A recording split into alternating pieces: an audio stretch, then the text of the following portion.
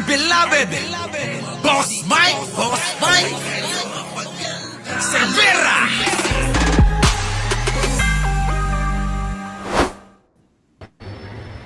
Boss, itatry ko lang ha, mga kababayan, itatry ko lang ha. Baka hindi ko may deliver ng maayos yung pagpapaliwanag natin. Ano po? Itatry ko lang.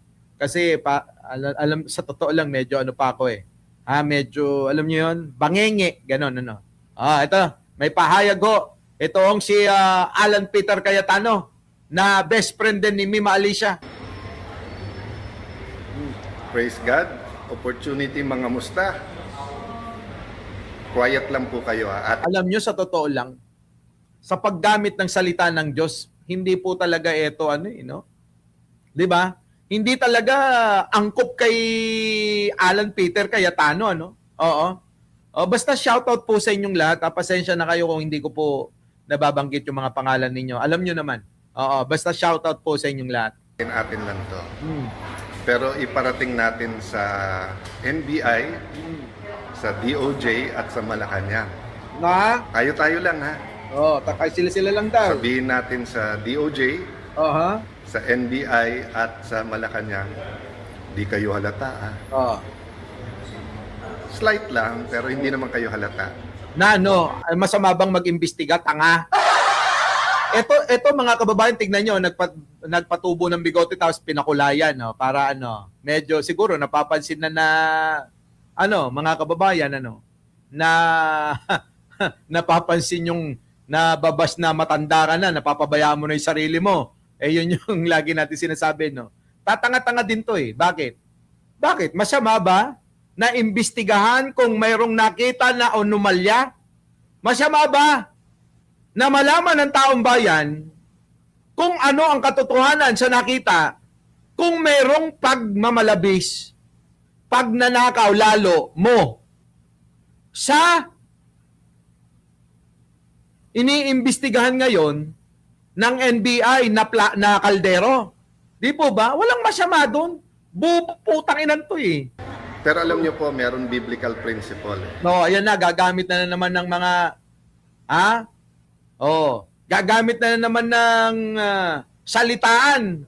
Maraming salamat po sa inyo pasalamat kay Ellison, Elisorna, Batago, kay Maring Gina, thank you. Maring Gina uli, kay Formalin Lover, thank you po sa inyo di ba mga kababayan ko? Kasi masama ba 'yon? Ngayon. Sasabihin parang tinatrabaho, engot-engot ka pala eh. Huwag kang magpapanik, sabi nga ni Eva Narita, kung wala kang kasalanan. Natataranta kayo eh. Pinapakita niyo yung takot eh. So anong ating itatanim? Yan ang ating aanihin. Yan. Nagtanim ka ng pagnanakaw, ngayon iniimbestigahan ka. Kaya aanihin mo ngayon yan. Tama naman yung sinabi niya. Kaya lang hindi niya yata naisip na umaangkop sa kanya yung kanyang pahayag, mga kababayan, na kung ano daw yung iyong itinanim, ayun yung iyong aanihin. Ngayon, nagtanim ka noong 2019 ng di umano'y maanumalyang proyekto sa 2019 SEA Games. 2019 ka nagtanim at ngayon ay tumubo na. Tumubo na at ngayon kailangan mo nang anihin. Tama ba? Tama mga kababayan? Yun po yun. Tuloy. At sabi parati ng ating mga kababayan ay sana all. So, ito proposal natin sa NBI. Ayan, may proposal daw siya, mga kababayan. 'Di ba? Yung bang namba-blackmail nang hindi mo napapansin? Akala niya bobo yung mga bobo si Melvin Matibag. Akala niya bobo si Melvin Matibag eh. Sa Malacanang, sa Malacanang. Sa DOJ. Imbestigahan niyo yung Southeast Asian Games of 2019. Ayan mga kababayan, may pagbabantay.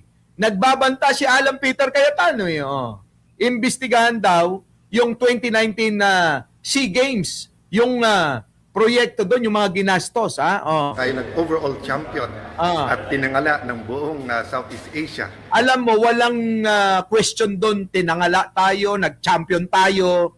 Kundi ba naman gunggong tumputang inan to, ang pinag-uusapan, meron bang anomalya? May pagnanakaw ka ba? Dumugas ka ba? Di ba? Nagnakaw ka ba sa kaban ng bayan na pinakain mo sa pamilya mong hayop ka? Yun ang pinag-uusapan, Cayetano. Congrats sa mga atleta natin. Nag-champion sila. Hinangaan tayo. Congrats doon. Pero ang pinag-uusapan, nagnakaw ka ba? Nandugas ka ba? Pinakain mo ba sa pamilya mo yung ninakaw mo? Yun ang tanong. Sabi nga ni Sabi, irrelevant ang sinasabi niya. Parang si Robin Padilla, di ba? Oh, sige, tuloy. Mga kababayan, kaya kung kayo ay, kung kayo ay mga mahihina ang ulo, katulad ni etong bobo na to, si Joseph Mandy, no? Talagang maniniwala kayo sa gunggong na to. Mga boboy, di ba? Mahihina kokote, hindi marunong mag-isip, di ba? Tuloy. Imbestigahan nyo ng husto, bigay nyo lahat. We will support totally. Pag sinabi kong we, ako, at hinihimo ko, lahat ng mamayan, supportahan yung investigasyon na yan. Tapos, ako naman, 10 ng aming mga kasama na ngayon ay nasa minority, imbestigahan naman namin ang flood control. Aba, gusto namin yan! Mga kababayan, sabi, sige, imbestigahan nyo. May pamba-blackmail, may pananakot, di ba? Tinatakot nyo. Sige, imbestigahan nyo yung 2019. Sige, mag-i-imbestigahan din kami ng flood control. Sino may ayaw? Gusto nga naming imbestigahan yan. Sino bang may ayaw sa atin, di ba? Gusto namin yan, Alan Peter Cayetano. Pero yung pagdi-deliver mo ng salita mo, sarcastic, tanga. Ngayon, i-imbestigahan yung flood control. Tuloy. Deal? Deal! Ang tanong ko, Alan Peter Cayetano, sipin mo yung sasabihin ko, aralin mong maigi. Ang pag-iimbestiga mo ba sa flood control, hanggang 2016 nung naupo si Digong. Mga kababayan, di ba? Pag nag-imbestiga ka ng patungkol sa flood control dahil ang anomalya ng flood control ay nag-umpisa nung panahon ni Digong. At sabihin na natin na nadiskubre sa panahon ni Pangulong Bongbong, yung ba ay iimbestigahan mo o mamimili ka lang ng iimbestigahan? Di ba mga kababayan, kailangan maging patas ka. Ganon. Pero sa mukha niya, hindi niya pinapahalata mga kababayan, kayo alam nyo na. Sa ganyang itsura, nervyos na si Alan. Ninenervyos na mga kababayan, sino? Si Cayetano. Ninenervyos na. Di ba mga kababayan? Ayan nervyos na. Eto na. So, madali lang yan, Malacanang, kasi sumusunod naman sa inyo sila Senator Erwin, sila Senator Lacson, yung mga nasa Blue Ribbon. Bakit mo naman na nasabi na sumusunod? Gumagawa ka na naman ng intriga. Bakit? Wala ba sariling pag-iisip si Senator Ping Lacson at saka si Senator Erwin Tulfo? Ayan, palibasa, ganyan ka. Tuta ka ng mga Duterte. Kaya ang ginagawa mo, ipapasa mo sa iba yung gawain mo. Di ba? Ipinapasa kasi ni Alan Peter Cayetano yung gawain niya. Tuta, aso, taga-tahol, uto-uto sa mga Duterte ito. Di ba? Kaya ngayon ipinapasa niya kay Senator Ping Lacson at saka si Senator Erwin Tulfo na sunod-sunuran daw sa Malacanang. O, di ba, gumagawa na naman ng intriga. Kaya eto ay nagpapakita na ho ng pagkabahala, pagkatakot, at talagang sobrang pangangamba. Nangangamba ng husto ho. Ito hong si Alan Peter Cayetano, mga kababayan. Dito ho sa kanyang di umano ay maanumalyang proyekto noong pong 2019 na panahon ni Duterte. Ano po? Na hindi ho na-imbestigahan. Dahil ho, bata ito ni Duterte noon. Di ba? Bata ni Duterte ito noon. Di ba? Yan. Oh. Kalabitin nyo na. Total, 30 weeks. Matagal po itong impeachment. Oh. At sabi nga, wag panay technicalities. Lalo po ang Blue Ribbon Committee, wala masyadong technicalities doon. So, ayun na, sabi rito, ang daming sige. Sabi ko nga mga kababayan, ako pabor, itutulak pa natin na imbestigahan ang flood control, umpisahan noong 2016. Oh, alam mo boss, Mike, tingin ko, hahabol ito kay Marcoleta. Malamang. Ang tanong Marites Mus ni JD, Annabel Brina, Ai Chang, Luisa Macmellon, Delia Rosario. Tingin ko, baka nga, hindi maabot ang sentensyan si Sara Duterte, nakakulong na ito. Baka doon siya natatakot. Bukas magpapatubo na ng balbas si Tutubo na nga. Sige na, tuloy. wag po tayo mangamba sa kahit anong investigasyon. Salamat po sa lahat ng nagpaparating ng suporta, lalo po yung prayers. Wag daw matakot sa pangamba. Ikaw naman yung nagpapakita ng takot. Yung mga taong binabanggit mo naman, cool na cool lang. Di ba? Cool lang sila. Ikaw lang naman nagpapakita ng takot. Oo. Di ba? Tuloy. Pagkatapos sabihin na incidental lang dahil yung building, biglang pinawalang sala na ang mga kakampi nila. Tapos sinabi ng DOJ, tama yung investigasyon na yan. Tapos ang Malacanang, naimbestigahan na daw yung sekretary nila, pero ako daw hindi pa. Oo nga. Paano ka nga iimbestigahan nun malakas ka kay Duterte? Ikaw naman, Okay lang. Imbestigahan natin lahat. Pero hindi naman siguro bad words ang flood control. Ang bad words ay cover up. So, ikaw nag-a-assume ka lang Ipakita mo yung nagsasalita ka ng cover up kaya nauuto mo yung mga bobong tatanga-tangang mga DDS Di ba? Kaya nauuto mo yung mga bobo tatanga-tangang DDS sa mga ganyang mga banat mo. Pero sa mga may utak, malawak ang pangunawa, hindi mo mauuto katulad namin rito. Di ba, mga kababayan?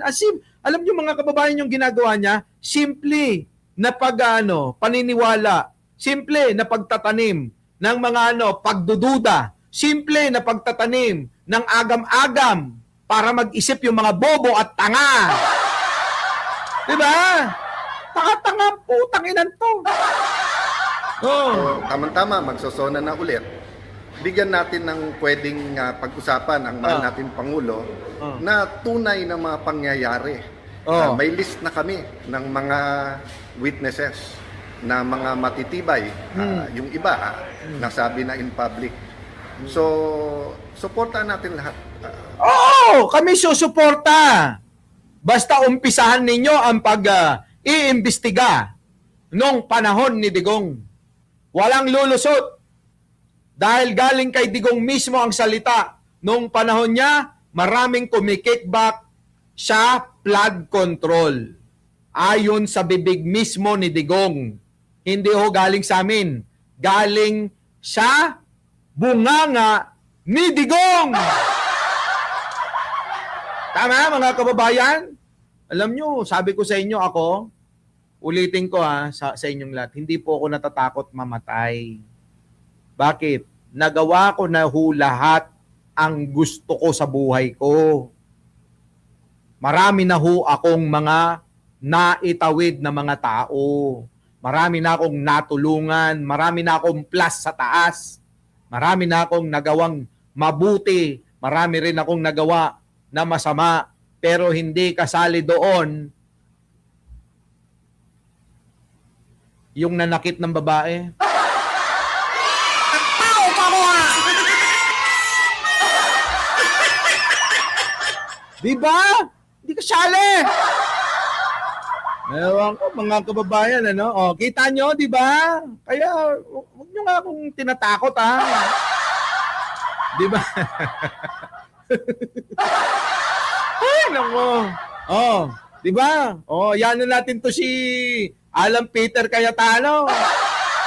Balik na lang tayo mamaya, ha, mga kababayan. Ay, nako. Oo, ha, mga kababayan, ha, pinapakalma lang ho natin na para maging okay tayong lahat. Ano? Tama, oo. Hindi, sila lang ang... Oo, tama ka, nagpaligaya ka. Oo. Ikaw ba naman ang... ha? Ikaw ba naman ang walang bitin? Di ba, no? Anyways, mga kababayan, opo, ha, maraming salamat po sa inyo, sa inyong pakikinig, sa inyong pagsama. Hindi po tayo hihinto sa panawagan ng hustisya po para kay Mima Alicia. Justice for Mima Alicia, mga kababayan. Pakipalagana, paki-comment sa mga comment section, sa inyong mga wall. Justice for Mima Alicia, mga kababayan. Muli, hanggang dito na lang. Ako po ang inyong lingkod. Babalik mamaya. Mike Cervera po, lagi nagsasabi, mahalin natin ang ating kapwa. Pagdasal po natin lagi ang ating bansa. Maraming salamat po. Our beloved Boss Mike Cervera!